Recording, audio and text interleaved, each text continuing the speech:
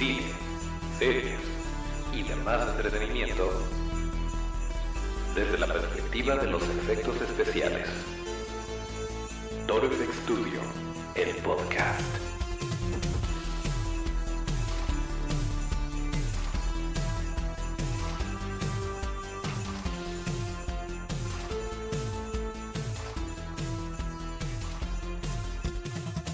Pues nuevamente estamos en un martes de podcast. Bienvenidos otra vez a Toro FX Studio, el podcast, el lugar donde hablamos de cine, series y demás entretenimiento desde la perspectiva de los efectos especiales de maquillaje. Acuérdense que nuestras redes son @ToroFXstudio, esto es @ToroFXSTUDIO. Y así es como nos pueden seguir.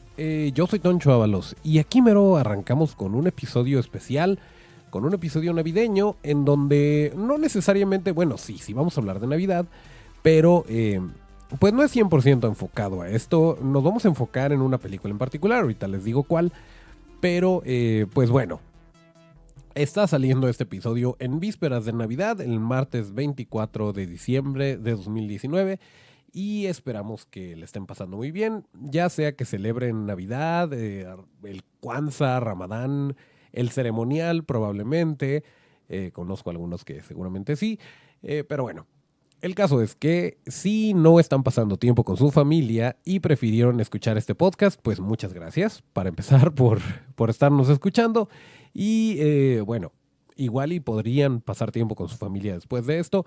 Nosotros estamos en eso, ya pues oficialmente empezaron esas temporadas en que Tonchito me hace un Omnitrix, pero bueno.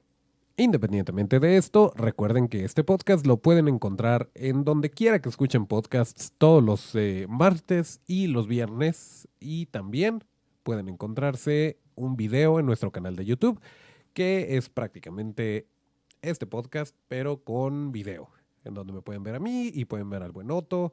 Y pueden ver un poquito del cochinero que tenemos en el estudio en este momento, porque pues sí, estamos pasando por temporadas navideñas, post-convención y con muchas cosas que hacer. Pero bueno, aquí estamos, que es lo importante, y vamos a darle inicio. Le voy a pedir al buen Otto que se aviente la cortinilla justo ahí.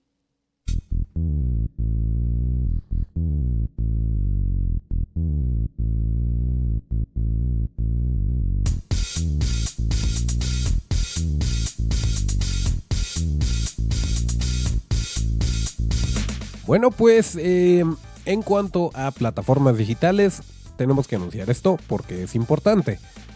Rick y Morty, como lo habíamos dicho en episodios anteriores, ya por fin se estrenó en Netflix, así que si no tienen plan para pasar estos días navideños, se pueden echar en sus camas, en pijama, con recalentado que seguramente les durará al menos lo que dure la temporada, y pueden ver la temporada 4 de Rick y Morty de manera legal en Netflix. Ya está disponible, ya la empezamos, ya la platicaremos a detalle, pero por lo pronto pues quería hacer de su conocimiento que ya está disponible en Netflix. Y no solo eso, esto es una notición que yo no esperaba que llegara a México y Latinoamérica, pero The Twilight Zone, o La Dimensión Desconocida, no la versión original, sino una nueva iteración de esta bonita serie que pues ya se había estrenado, y de hecho no habíamos tenido oportunidad de hablar de ella porque no la habíamos visto, y de hecho hasta este momento no la hemos visto, pero vaya, pasó así como que muy desapercibida porque creímos que solamente iba a estar disponible en canales gringos. Resulta que no, que ya está disponible para todos aquellos que tengamos Amazon Prime Video. Ahí está, La Dimensión Desconocida, así que es otra de las cosas que vamos a ver y que vamos a estar comentando por aquí.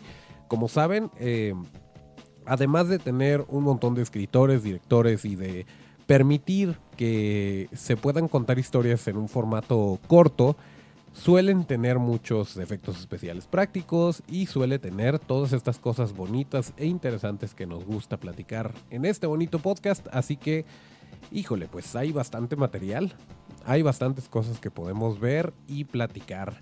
Y pues seguramente nos vamos a dar a la tarea en estos días de ver The Twilight Zone o La Dimensión Desconocida, pues para comentarla por aquí. Entonces, ahí está otra recomendación, ya sea que tienen Netflix o que tienen Amazon Prime Video. cualquiera de las dos, o si tienen las dos, pues ya hay bastante material. Por ahí también estamos viendo The Witcher, esta serie que está basada en libros y videojuegos, donde protagoniza Henry Cavill, a quien todos conocimos como Superman. Pues ahí está. Y se ve interesante. La verdad es que sí tarda en arrancar, sí está un poquito lento. Se entiende por el tipo de historia y por el tipo de pues narrativa en general que lleva contar algo así. Pero yo le auguro muy buen futuro a esta serie. Y la vamos a seguir viendo y la vamos a comentar por aquí. Pero pues esa es otra cosa que pueden encontrar en Netflix, que es The Witcher. Que por cierto es un mito que se llama El Brujerías. Aunque estén chistosos los memes, es The Witcher. Y así lo pueden encontrar en Netflix. Además de esto, ya les habíamos dicho que hay ciertas películas. Por ahí se levantó, me parece que fue en el grupo de la Taberna Geek, una especie de encuesta de películas navideñas. Películas que no necesariamente sean de Navidad, pero que transcurren durante estas épocas. Y en lo personal, pues sí tengo mis favoritas y hay unas que podrían entrar o no dentro de esta categoría, pero las vamos a comentar aquí y se las vamos a dejar en la mesa para que ustedes decidan si las quieren ver o no. Pero si están un poquito faltos de ideas o de recomendaciones o ya vieron las series que les dije, pues por ahí podríamos tener Die Hard o Duro de Matar. Ya habíamos dicho que definitivamente es una película de Navidad, sucede en Navidad, y es una muy buena película de acción. Es la película de acción la que inició todo esto de los superhéroes que realmente eran personas comunes, pero que por alguna razón de la historia tenían superpoderes por el simple hecho de ser los meros de la película. Y Bruce Willis lo hizo de manera excelente. Vaya, todo el equipo, incluso ya sé. Ni siquiera voy a mencionar esa serie diagonal documental que seguramente saben que voy a mencionar, pero ya saben que por ahí en Netflix hay una serie donde hablan de cómo se hicieron ciertas películas y que ahí también está Duro de Matar. Entonces, si quieren saber un poquito más de cómo llegó a ser el gran éxito que fue y de todos los contratiempos que tuvieron que sortear el equipo de producción, el director, hasta los actores, pues aviéntenselo. Pero si no, de todas formas, Duro de Matar es una película muy buena, es una gran sugerencia como película de Navidad y creo que sí, no puede pasar desapercibida cuando ustedes recuerden o se pongan a pensar en qué películas son importantes durante la época navideña, pues definitivamente Die Hard o Duro de Matar es una de ellas y no tiene desperdicio. La verdad es que por todos lados todos los errores que pudieron haber sucedieron de manera benéfica para la historia y para la producción y pues vaya, es por esto que es una película de culto, así que si tienen la oportunidad revisiten Duro de Matar o Die Hard, vale la pena. Otra de ellas, Mi Pobre Angelito, y también tiene una historia.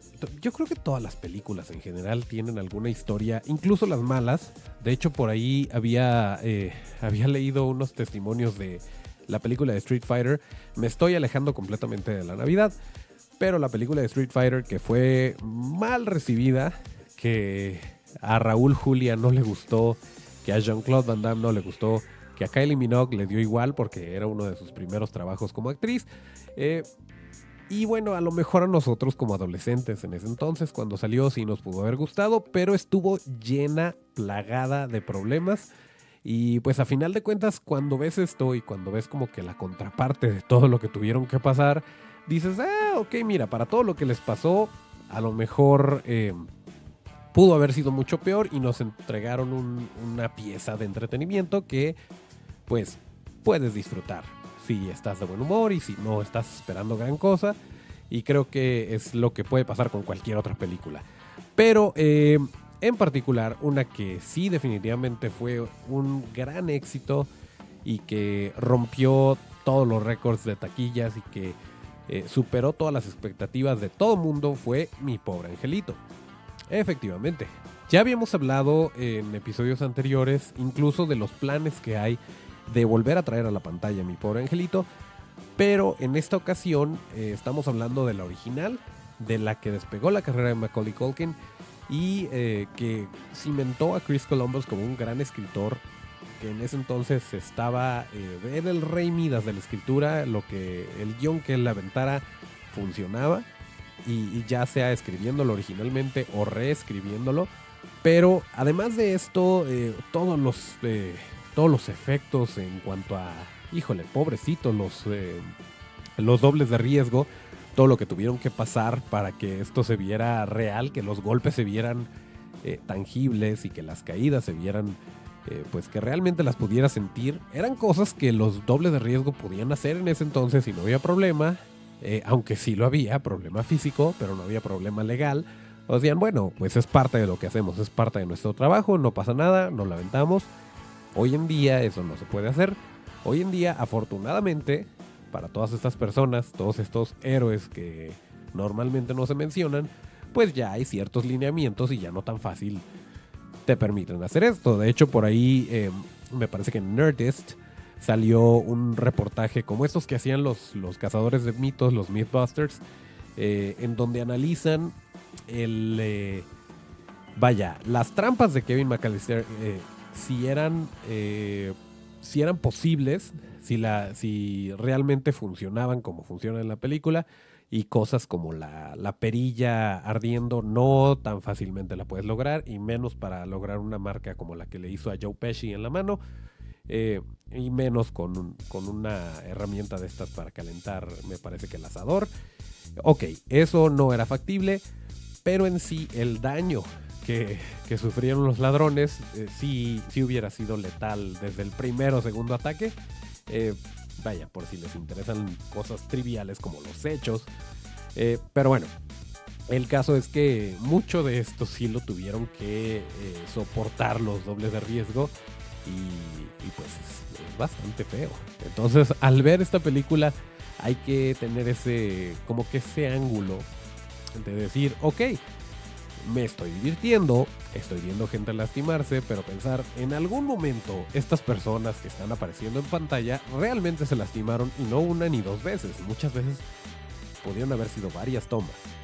Así que por cierto, hay un dato curioso ahí de las tomas, que había una cámara que era como la cámara miedosa o la cámara cobarde, en donde el director pues tenía como que su plan B, y porque ese tipo de escenas pues no era tan costeable ni tan seguro, por cuestiones de la integridad física de los actores o de los dobles de riesgo, que se filmara muchas veces. Entonces tenía esta cámara cobarde, y a final de cuentas se dio cuenta que las tomas de la cámara cobarde eran mejores y que funcionaban más para efectos de comedia y efectos de pues de impacto para la película, y terminó pues como que definiendo un poquito la manera de dirigir esta película. Pero en fin, el caso es que Mi Pobre Angelito vale mucho la pena que la veamos, y también sucede durante Navidad. Es una película navideña que nos han pasado en Canal 5, al menos en México, durante años y años, y que pues también vale la pena que revisitemos con esos ojos. Otra película muy importante, Ghostbusters o Cazafantasmas. Ya hablamos un poquito de situaciones detrás de cámaras, pero definitivamente es una película que sucede alrededor de la Navidad y que tiene muchas cosas muy valiosas. Tiene a Sigourney Weaver, tiene a Bill Murray, tiene a Dan Aykroyd, tiene una especie de comedia que en ese entonces era un poquito pues como que rompía paradigmas, que no era lo que uno estaría acostumbrado normalmente, que hoy en día nos puede parecer bastante X, pero funciona, aguanta la prueba del tiempo. Los efectos también, incluso los efectos visuales, los efectos digitales, incluso funcionan. Vaya, si te desconectas un poquito, sí se nota lo ochentero. Y vaya, los efectos prácticos, ni hablar de ellos. Sí, de repente el stop motion en estos perros del infierno sí puede ser un poquito evidente, pero se disfruta. Funciona con la historia, y si no lo piensas demasiado la puedes disfrutar bastante. Creo que es una muy buena película también que podemos disfrutar en esta temporada navideña. Otra que a lo mejor no es para toda la familia, pero que sí ocurre durante esos tiempos y que fue una sugerencia de nuestro amigo Víctor Osuna, es Eyes Wide Shut o Ojos Bien Cerrados, esta que fue la última obra, me parece, del maestro Stanley Kubrick. Sí, es esa donde sale Tom Cruise y Nicole Kidman. Bastante extraña, sí, definitivamente, pero una gran pieza cinematográfica y que pues también pueden ver por ahí, pero nada más no la ven en familia, no se los recomendaría. Y otra que sí definitivamente recomiendo ver en familia y que hasta cierto punto fue uno de los precursores de estas películas que, híjole, sí se le enseño a mi hijo, no se le enseño. ¿Dónde está la línea entre el entretenimiento adulto y el entretenimiento para gente un poquito más joven? Es la película de la que les voy a hablar en un segundito. Nada más le voy a pedir a Otto que le suba un poquito al volumen y entramos de lleno con esta sugerencia que les tengo, porque es una de mis favoritas, si no es que mi película favorita de Navidad, y que está llena, plagada de cosas interesantes que podemos desmenuzar y de las que podemos hablar, y incluso sin tener que llegar a tantos detalles, sin tener que separarla tanto, funciona como una pieza de entretenimiento, funciona muy bien. Y permítame un segundito y les digo de qué estamos hablando. Otto, por favor.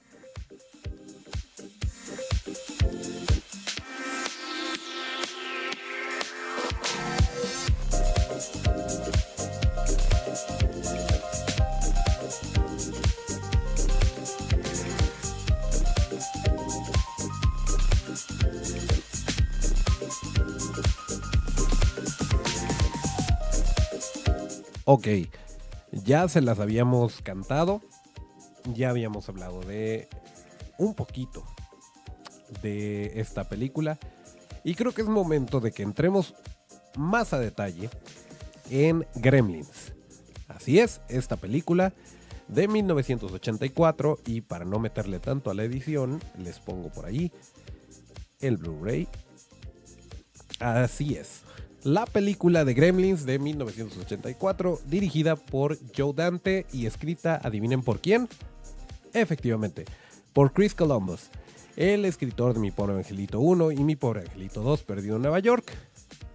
Escribió Gremlins de 1984, producida por nada más y nada menos que Steven Spielberg. Originalmente esta película era mucho más oscura y tenía otros detalles un poquito más escabrosos, y a final de cuentas terminó siendo esta película que todos conocemos y amamos, en parte por mano de Chris Columbus, en parte por mano de Steven Spielberg, en parte por terquedad de Joe Dante. Fue una combinación de todo y creo que a final de cuentas funcionó perfectamente. En primer lugar, ustedes recuerdan que Gizmo, esta criaturita, este Mogwai, pues muy tierno, muy bonito y todo, que después por cuestiones de las reglas lo alimentan, después, bueno, no a él, primero lo mojan y se reproduce. Dato curioso, cuando se reproduce Gizmo, que empiezan a salir todas estas bolitas y entonces ya hay un montón de Mogwais, pero por alguna razón estos clones hermanos de Gizmo eran malos, en ese momento el efecto fue tan sencillo como el corazón del que hablamos de repente, fueron globos. Así es, el señor Chris Walas, nuestro amigo personal, se aventó este efecto con globitos. Y eran globos, entonces esas bolitas que se ven en la espalda de Gizmo son globos. Nuevamente, los efectos prácticos salvando el día, manteniéndose dentro del presupuesto. Pero bueno, el caso es que después de que pasa esto, estos pequeños Mogwais malvados complotean de alguna forma para engañar a Billy, para que los alimenten después de la medianoche, que era otra de las reglas que, si nos ponemos a analizarlas demasiado, no tiene gran sentido, porque siempre es medianoche o después de la medianoche en algún lugar del mundo. X, vamos a comprarle las reglas así como las pusieron en la película. El caso es que después de esto, pues ya los alimentan después de la medianoche, se hacen una especie de capullos y salen estas criaturas pues ya no tan amigables, que se dedican a comer, a hacer caos y a matar gente. como el buen Rayita, que es uno de los de los Gremlins más icónicos y el que se lleva la película junto con Gizmo, obviamente, como el bueno y el antagonista. Pero originalmente, en las versiones originales de este guión, han de saber ustedes que iban a ser el mismo. O sea, no había Rayita Mogwai, sino que Rayita era la evolución de Gizmo, y en algún momento Gizmo era parte de todo esto, y de ser bonito y tierno se hacía malo y se hacía Rayita y se hacía el líder de todos estos engendros. Pero, y ahí sí un gran acierto del señor Spielberg, fue que dijo, oye, las audiencias van a conectar mucho con este animalito, con este Mogwai, y si de repente les cambias la jugada y resulta que ahora es malo, pues estás desconectando un poquito la empatía que puede tener el público hacia este personaje. Entonces, pues ahí sí voy a necesitar que le metan más diseño y que cambien un poquito el guión para que Gizmo y Rayita sean dos partes de lo mismo, pero entidades distintas. Y entonces, pues, qué bueno que lo hicieron, porque así Gizmo pudo aparecer en Gremlins 2 y sigue siendo un favorito, y sigue siendo tierno, y sigue siendo bonito, y Rayita está por otro lado. Pero sí, originalmente Billy era el que iba a salvar el día y no Gizmo junto con Billy. Entonces, pues, estuvo muy bien. La verdad es que estuvo muy bien, y qué bueno que tenemos a Gizmo y que no tenemos que odiarlo por haberse convertido en Rayita. Podemos amar a Rayita como malo y amar a Gizmo como bueno, y eso está muy bien. Otro dato curioso, Mogwai en cantonés es diablo o demonio. Entonces, pues, de alguna forma ya te están diciendo un poquito hacia dónde va cuando el papá de Billy compra al Mogwai como un regalo de Navidad. Pero bueno, les decía que fue una de las precursoras para la clasificación PG-13 o PG-13, o lo que nosotros conoceríamos como clasificación B para adolescentes y adultos. ¿Por qué? Porque si bien inicia, y si tú ves la película, al principio es una bonita historia de Navidad de un papá que le lleva un regalo a su hijo y es un animalito muy tierno y todo bien hasta ahí, pero después se torna bastante oscuro. Entonces, Steven Spielberg sí estuvo peleando con la asociación de películas de Estados Unidos, no me acuerdo cómo se llama, la MPAA o MPAA, y les dijo, oye, es que no clasifica tal vez para una A o para un G o para una R o C sería en México. No sé cómo sean las clasificaciones en Latinoamérica, pero el caso es que no era ni 100% para niños ni 100% para adultos, y dijo, pues vamos viendo un punto medio. No fue la primera película en recibir esta clasificación, pero fue una de ellas, de las que hicieron a esta asociación decir, ok, sí, necesitamos un punto medio, y le dieron la clasificación PG-13, que nosotros conoceríamos como B. Y pues qué bueno, porque así pudo llegar a más audiencias y realmente al mercado meta, porque si bien entretiene a los adultos, a un niño como que llegándole a la adolescencia le puede gustar mucho más. Y pues qué bien que fue de esta manera. Otra cosa muy interesante es que el diálogo de los Gremlins, y lo platicábamos con nuestro amigo personal Kirk Thatcher, fue en gran parte improvisado. El diálogo, pues vaya, tú tenías a las criaturitas y no había mucho que hacer más que titiritearlas, y nos decía Kirk que estando detrás de la barra, en la escena del bar, que por cierto es una joya, pues que a él se le ocurría de repente hacer estos soniditos y hacer los movimientos y todo, y pues fue parte de todo. Frank Welker, que es quien le dio voz a Rayita, también estuvo improvisando todo el tiempo y fue quien sugirió a Howie Mandel para que hiciera a Gizmo. Tal vez no recuerden a Howie Mandel, pero si crecieron en los 90s, seguramente recuerden El Mundo de Bobby. Y así es, este niño cabezón con unas patotas era Howie Mandel. Howie Mandel realmente se ha dedicado, sigue trabajando y no ha desaparecido en lo absoluto, pero tiende a hacer muchas voces de este tipo, voces tiernas, voces de niño, y bueno, fue la icónica voz de Gizmo, aunque la canción, esta cancioncita del Mogwai, la interpretó una niña de 13 años, que ni siquiera le dan crédito, Pero pues sí, Howie Mandel no canta, nada más hizo la voz de Gizmo. Y parte de las voces, parte de los soniditos y de todo esto, lo hizo también Michael Winslow, que pues los fans de las películas de Loca Academia de Policías seguramente lo recuerden como ese que hace los ruiditos raros, que incluso Homero lo referencia en algún momento en Los Simpson. Pues este señor también se encargó de hacer la voz de los Gremlins. Les decía hace un momento que Gizmo y Rayita originalmente iban a ser la misma criatura, y esto, a la hora de cambiarlo, le generó un problema a nuestro amigo personal Chris Walas. Nuestro amigo personal, permítanme, para los que están en YouTube, sí, su firma está aquí, en este bonito Rayita. Hizo un bello dibujito de Rayita y la firmó a un lado. Y eso no es todo, también tenemos el Funko firmado por el buen Kirk Thatcher, que titiriteó a los Gremlins. Y que también hizo voces, y que también hizo voces en Gremlins 2, en fin. Solo quería presumir eso, pero bueno. Volviendo al punto, nuestro amigo personal Chris Walas tuvo problemas porque él había diseñado el puppet de Gizmo para que fuera pues en las escenas que originalmente iba a salir y ya. Pero resulta que era casi el protagonista ahora, y con el mismo presupuesto y con el mismo tiempo tenía que ingeniárselas para que ahora apareciera en muchas más escenas y haciendo muchas más cosas. Y pues sí, claramente fue un problema, y más que nada porque en comparación a los Gremlins, que eran puppets mucho más grandes, pues Gizmo era más chiquito y tenía que hacer muchas cosas. Entonces, para meter todo el mecanismo ahí, para poderlo operar, también representó un reto que a final de cuentas funciona perfectamente. Pero sí eran costosos los puppets, y tanto así que durante la producción, a la hora de terminar, cuando se iban los actores a su casa, les revisaban las mochilas, las cajuelas, estaban asegurándose de que no se los fueran a robar, de que no se fueran a robar los animatronics, porque sí, fueron animatronics. Originalmente, este es un dato que me encanta, originalmente se sugirieron dos cosas. Una, que fueran en stop motion, así como los perritos de Cazafantasmas, que por cierto Gremlins se estrenó al mismo tiempo que Cazafantasmas.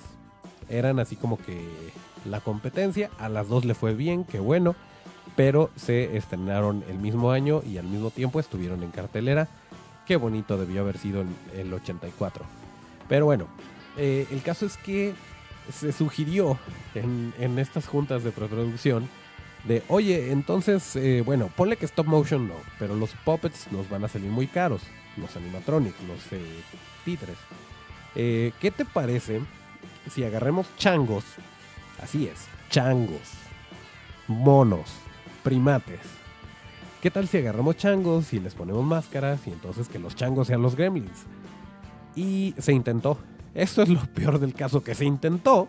Intentaron ponerle máscaras a los changos, pero bueno, los changuitos se estresaron demasiado. No les gustaba claramente tener máscaras.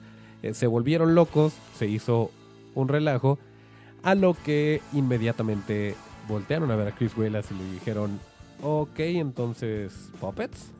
Y así fue, el resto es historia.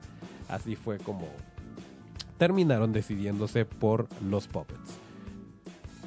Un segundito.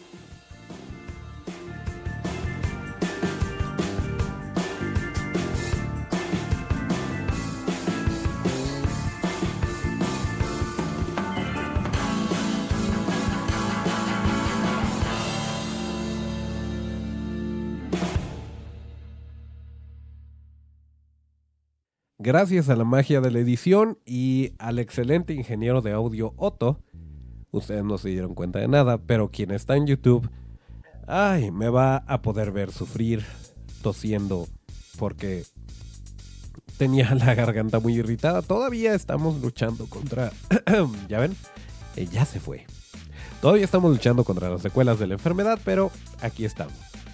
El caso es que sí, estaban revisando las mochilas, terminaron siendo puppets. Incluso, bueno, por cierto, si van a ver esta película con sus hijos, hay una escena en particular que yo sí tendría cuidado. que es cuando el personaje de Phoebe Cates cuenta la historia de cómo murió su papá. Está cerca del final de la película. Nada más ahí hay un spoiler para la vida, si eres un niño, sobre todo en estas fechas, esperando a Santa Claus. Por ahí hay un spoilercito que a lo mejor le quieren adelantar o bajarle el sonido, no lo sé.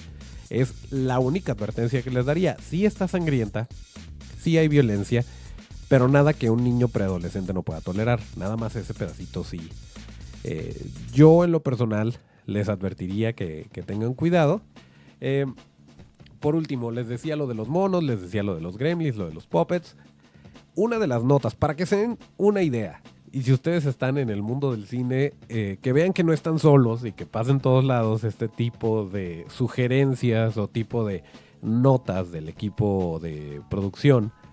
Le llegaron a decir a Steven Spielberg, así que, ok, va muy bien esta película que estás produciendo, pero ¿qué no son demasiados gremlins?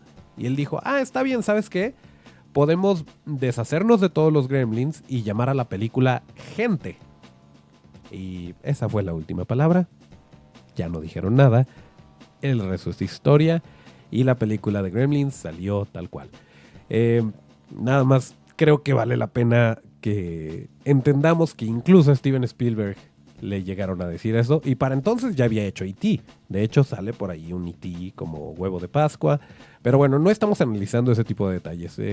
Nada más eran detallitos que les quería decir. Es una muy bonita película que sí, como ya lo dije, sí tiene violencia, sí tiene cositas, pero vale la pena. Vale la pena que la vean si es que no la han visto. Gremlins de 1984, dirigida por el señor Joe Dante, escrita por el señor Chris Columbus y producida por el señor Steven Spielberg, con efectos especiales del señorón amigo personal Chris Walas.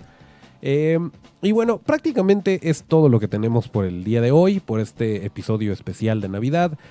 Muchísimas gracias a todos por escucharnos. Ya en cuanto termine este podcast, de veras, ayuden en la cocina o hagan algo al respecto, disfruten su Navidad o lo que estén celebrando. Nos escuchamos el próximo viernes para que lo tengan muy en cuenta. Nuevamente, no estamos de vacaciones, aquí seguimos firmes. Y dicho lo anterior, pues le voy a pedir al buen amigo Otto que ponga el tema de salida y nos despedimos como lo marca la tradición.